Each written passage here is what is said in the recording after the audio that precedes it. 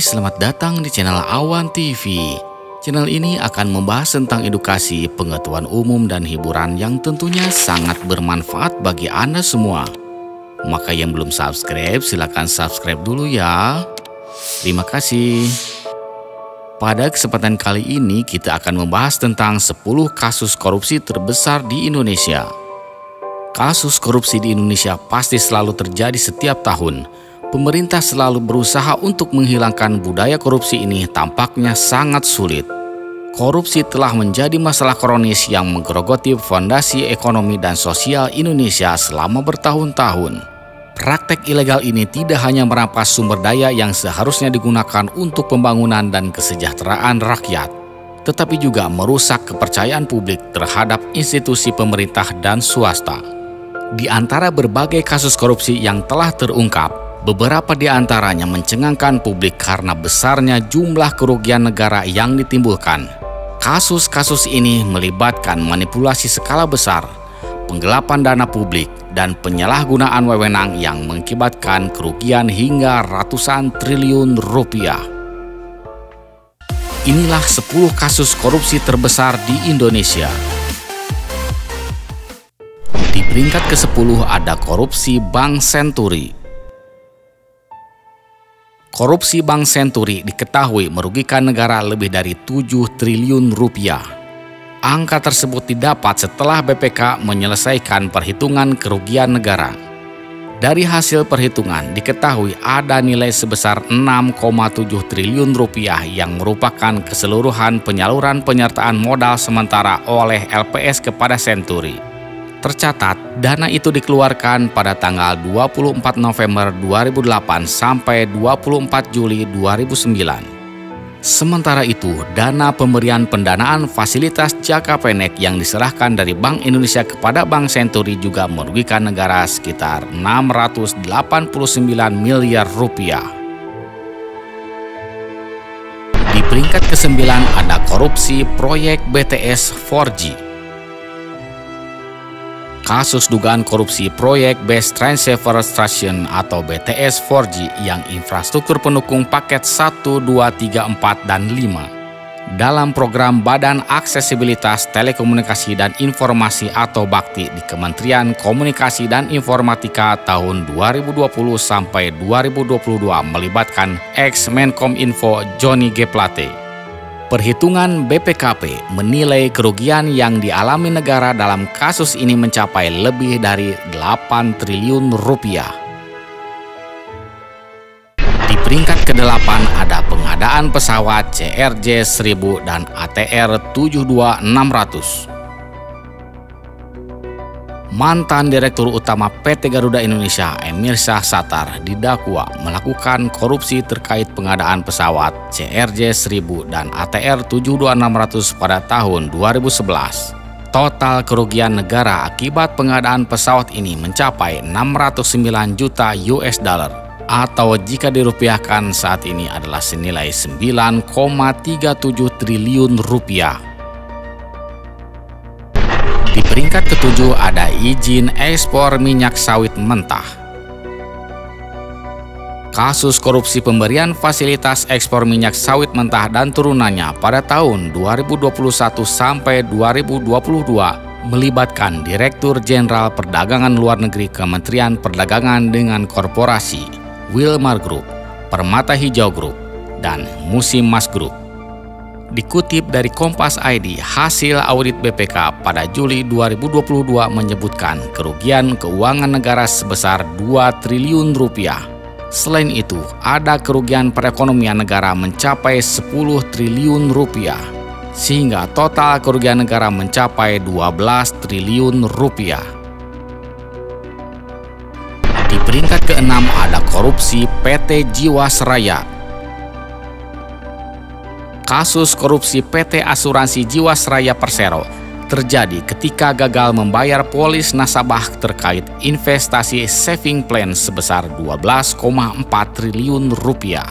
Perusahaan ini mengalami gagal bayar terhadap klaim yang sebenarnya sudah jatuh tempo. Audit BPK menunjukkan adanya investasi aset-aset di Jiwasraya yang berisiko tinggi demi mengejar keuntungan yang tinggi pula. Perusahaan tersebut menaruh saham sebesar 5,7 triliun rupiah dari aset finansial atau sekitar 22,4%. Sebanyak 6 orang divonis bersalah dalam kasus ini.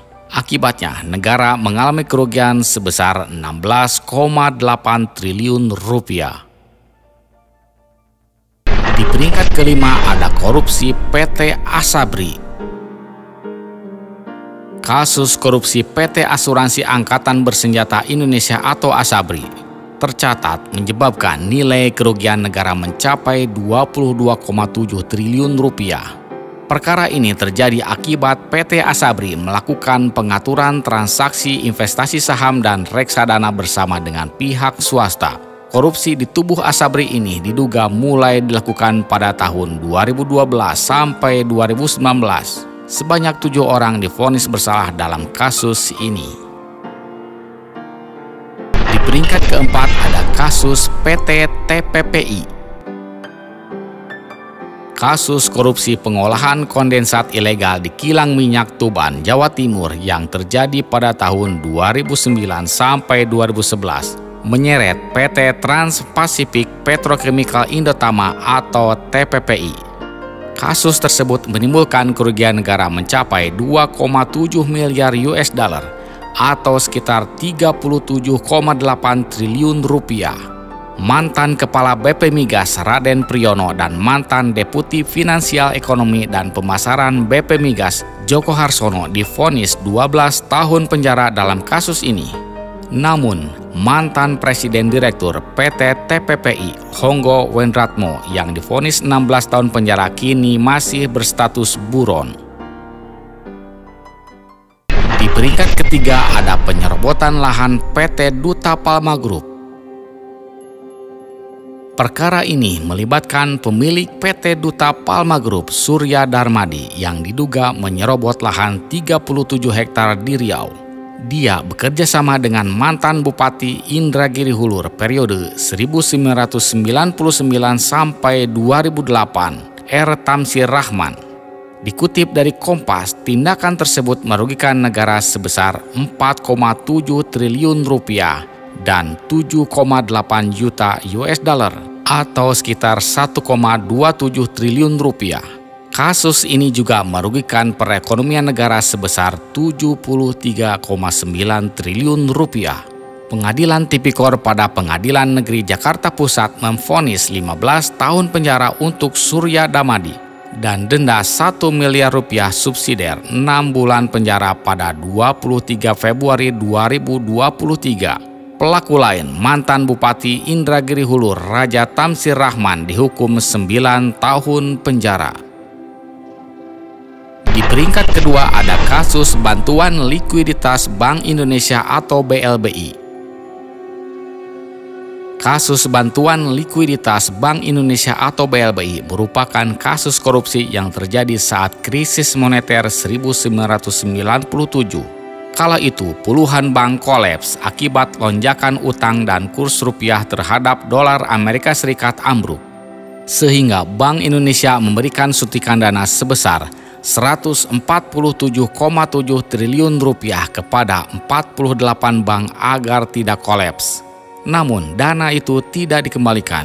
Hasil audit dari BPK pada Agustus tahun 2000 menyatakan negara rugi sekitar 138,44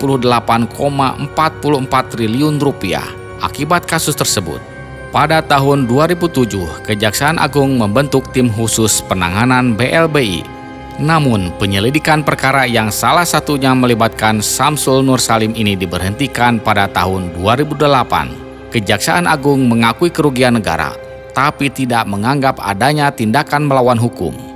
Selanjutnya, Satgas BLBI dibentuk pada tahun 2021 untuk menagih dana negara sebesar 110,4 triliun rupiah.